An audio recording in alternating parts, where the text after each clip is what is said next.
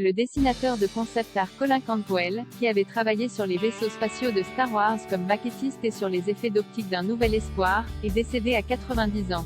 Colin Cantwell était connu pour son travail sur le premier long métrage Star Wars. Diplômé en animation de l'Université de Californie, il avait également suivi des études d'architecture. À l'époque de la course à l'espace des années 60, il travaille à la NASA sur des programmes pédagogiques visant à vulgariser les vols spatiaux. Lors du premier alunissage en 1969, Cantwell avait aussi assuré les communications entre la NASA et le journaliste Walter Cronkite, commentateur officiel de l'événement. Cantwell est alors consulté par Stanley Kubrick alors qu'il prépare 2001, l'Odyssée de l'espace. Il convainc le cinéaste de renoncer à ouvrir le film par une conférence de 20 minutes et conçoit l'ouverture du film telle que nous la connaissons aujourd'hui, notamment les effets spéciaux de l'os lancé dans les airs et les scènes spatiales.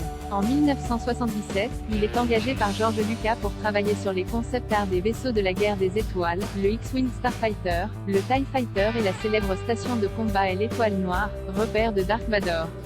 Il enchaîne avec Rencontre du troisième type de Steven Spielberg, sur lequel il participe à rendre les dialogues techniques crédibles et corrects.